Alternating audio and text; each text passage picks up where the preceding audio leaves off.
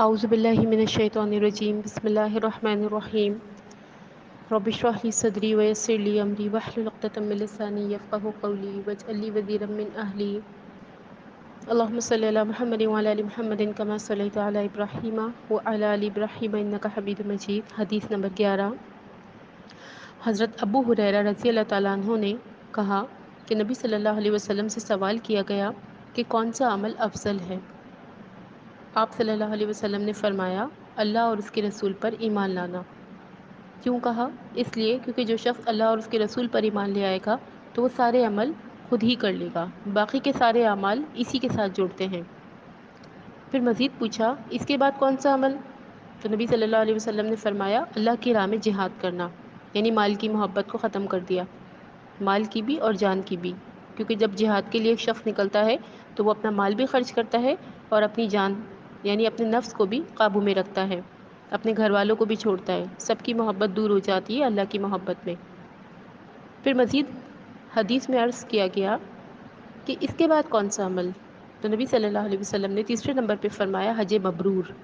مبرور کا مطلب وہ حج جو ریاکاری سے پاک ہو اور صرف اللہ تعالیٰ کی رضا کے لیے ہو۔ اب اس حدیث میں تین باتیں ہیں۔ نبی صلی اللہ علیہ وسلم سے پوچھا گیا کہ کون سا عمل کریں، یعنی آپ کو کیا پسند ہے، اللہ کو کیا پسند ہے؟ تو آپ نے پہلے تو وہی جو ہم پہلا کلمہ پڑھتے ہیں، لا الہ الا اللہ محمد رسول اللہ، اللہ اور اس کے رسول پر ایمان۔ کیوں؟ کیونکہ جب ہم یہ کام کریں گے تو ہم سارے برے کام خود بخود چھوڑ دیں گے۔ دوسرے نمبر پہ جہاد کیوں کہا؟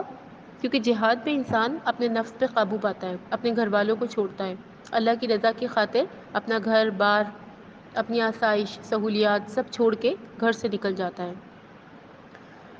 اس شخص کو بہت اہم کہا ہے نبی صلی اللہ علیہ وسلم نے، اس کی بہت تعریف کی ہے، جو شخص ایک رات بھی اگر سرحد کی حفاظت کے لیے اپنے آپ کو جگاتا ہے، ان آنکھوں کو بہت اہم کہا ہے، جو آنکھیں اللہ کی راہ میں ایک رات سرحد کی حفاظت کے لیے جاگتی ہیں۔ اور جہاد کی یہاں پہ بات ہوئی تو جہاد کے بعد اگر شہادت کا درجہ ہو تو وہ بھی افضل ہے، کیونکہ نبی صلی اللہ علیہ وسلم نے فرمایا نا کہ اللہ کی راہ میں اگر انسان شہادت کا رتبہ حاصل کرتا ہے تو وہ کہاں جاتا ہے؟ وہ اللہ کے لیے جنت میں ہی جاتا ہے۔ تو دوسری چیز جو تھی وہ جہاد تھا، اور تیسرا حج مبرور ہے۔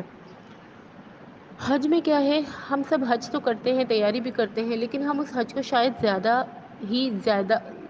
ضائع کر دیتے ہیں۔ کس طرح؟ پہلے تو یہ کہ ہم سب کو بتا دیتے ہیں کہ ہم حج پہ جا رہے ہیں، پھر یہ کہ باقاعدہ جو ہے وہ دعوتیں ہوتی ہیں۔ آج کے دور میں جیسے کہ دیکھا گیا ہے کہ جب حج کیا جاتا ہے تو باقاعدہ دعوتوں کے اہتمام ہوتے ہیں، پھر یہ کہ لوگوں میں جو ہے ایک طرح کی ریاکاری بھی ہو گئی، باقاعدہ جو ہے وہ لوگوں کو بتایا جاتا ہے کہ ہم حج کر رہے ہیں، حالانکہ یہ تو ایک فرض ہے۔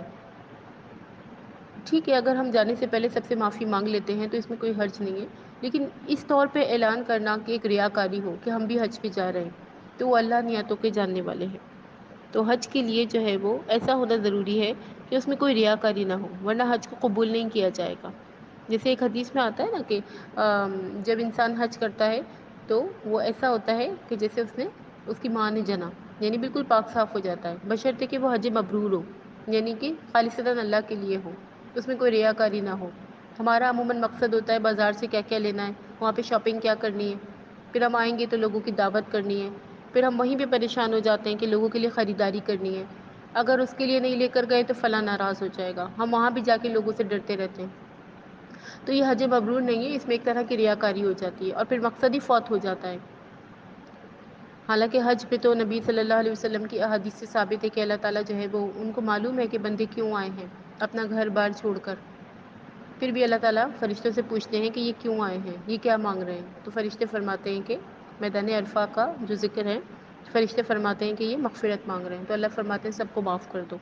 یعنی اللہ تعالیٰ اس دن ایک عام معافی کا اعلان کرتے ہیں، لیکن وہی بات کہ جب تک وہ ریاکاری نہ ہو، دکھاوا نہ ہو، لوگوں کی خاطر نہ ہو، بلکہ خالصتاً اللہ کی خاطر ہو۔ دوسری بات یہ کہ حج پہ جو پیسہ ہے وہ بھی جائز ہونا چاہیے۔ کبھی کبھی ناجائز پیسہ ہوتا ہے، لوگ جو ہے صرف لوگوں کو دکھانے کے لیے دوسروں کے خاطر جو ہے وہ حج کرتے ہیں اور بڑے بڑے نیک عمل کرتے ہیں، تو وہ اللہ کی نظر میں قبول نہیں ہے۔ جیسے ایک حدیث میں آتا ہے نا کہ ایک شخص ہے، مٹی میں اٹا ہوا ہے اور ایک لمبے سفر سے آیا ہے، اور وہ اللہ سے جو ہے وہ ہاتھ اٹھا کے دعا مانگتا ہے، لیکن اللہ اس کی دعا قبول نہیں کرتے۔ کیوں نہیں کرتے؟ اس لیے کیونکہ اس کا جو لباس ہے یا جو مال ہے وہ حلال نہیں تھا، حرام تھا۔ حالانکہ ایک طرف ہم حدیث میں دیکھتے ہیں کہ مسافر کی دعا قبول ہوتی ہے، رد نہیں ہوتی، باپ کی مسافر کی دعا رد نہیں ہوتی، اور دوسری طرف ہم یہ حدیث دیکھتے ہیں کہ وہ مٹی میں اٹا ہوا ہے، سفر کر کے آیا ہے، لیکن اس کی دعا قبول نہیں ہوئی۔ تو بات یہ تھی کہ اس نے دعا تو مانگی، سفر بھی کیا، اللہ کے لیے کیا، لیکن اس کا مال حلال نہیں تھا بلکہ حرام تھا۔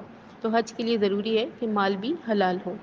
یعنی اس پوری حدیث سے ہمیں جو بات پتہ چلی وہ یہ کہ اگر ہم اللہ اور اس کے رسول پہ ایمان لے آتے ہیں تو پھر ہم اپنی جان مال سب کچھ پیچھے چھوڑ دیتے ہیں، اور پھر جب ہم حج کے لیے نکلتے ہیں تو یہ ہماری بہترین عبادت ہوتی ہے۔ اور حج میں جو ہے بہت ساری چیزیں ایک ساتھ آ جاتی ہیں، مال کی محبت ختم ہو جاتی ہے، اپنوں کی محبت کچھ عرصے کے لیے ختم ہو جاتی ہے، اور اللہ کی محبت میں ہم ساری تکلیفیں اٹھاتے ہیں۔ تو یہ کہ کبھی کبھی ہم جب حج کرتے ہیں، عمرہ کرتے ہیں یا اللہ کی راہ میں اپنے آپ کو تھوڑا سا تھکاتے ہیں تو ہم کو شکوہ بھی کرتے ہیں، میں تو تھک گئی۔ تو نبی صلی اللہ علیہ وسلم کی ایک حدیث ہے کہ جب تم پریشان ہو تو میری پریشانی یاد کر لینا۔ تو تھوڑا سا ہم نبی صلی اللہ علیہ وسلم کے بارے میں سوچیں، آپ نے کس طرح زندگی گزاری ہے۔ نہ آپ کے پاس کھانا ہوتا تھا، نہ آپ کے پاس سہولت ہوتی تھی، صحرا میں آپ نے زندگی گزاری، کس طریقے سے آپ نے اپنی زندگی کو گزارا کہ حضرت عائشہ فرماتی ہیں اپنے بھتیجے سے کہ بھتیجے ہم دو دو تین تین دن تک پیٹ بھر کر کھانا نہیں کھاتے تھے، ہمارے گھر میں چولہا نہیں جلتا تھا، کھجور اور پانی پہ گزارا ہوتا تھا، لیکن اللہ کا شکر ادا کرتے تھے۔ تو جب ہم اپنی پریشانیوں کا ذکر عموماً کرتے ہیں جو سارا دن ہم کرتے رہتے ہیں کہ میرے پاس یہ نہیں اور میرے ساتھ یہ برا ہوا اور میں اتنا تھک جاتی ہوں، تو اگر ہم تھکتے ہیں تو وہ اللہ کی راہ میں ہے، کیونکہ اگر ایک عورت کی حیثیت سے اگر میں تھکتی ہوں تو یہ بھی میرا جہاد ہے۔ یہاں پہ جہاد کی بات ہوئی نا، تو ایک عورت کا جو جہاد ہے وہ یہی ہے کہ وہ اپنے گھر میں رہ کر اپنے شوہر اور بچوں کی خدمت جو کرتی ہے۔ کیونکہ کچھ صحابیات نے پوچھا تھا نا کہ اللہ کے رسول مرد تو چلے جاتے ہیں جہاد کے لیے، ان کو تو درجہ مل گیا، تو ہم گھر پہ رہ کر وہ اجر کیسے حاصل کریں؟ تو نبی صلی اللہ علیہ وسلم نے یہی فرمایا تھا کہ تم گھر پہ رہ کر جو گھر والوں کی خدمت کرتی ہو، شوہر اور بچوں کی، تو اس کا اجر پا لیتی ہو۔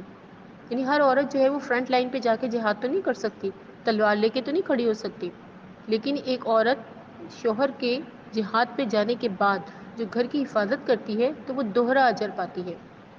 اس لیے عورت بھی جو ہے وہ اجر میں کم نہیں ہے، بشرطے کہ اس کی نیت صاف ہو۔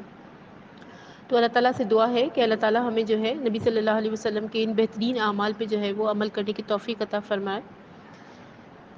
سبحان ربک رب العزت عما یصفون وسلام علی المرسلین والحمد للہ رب العالمین۔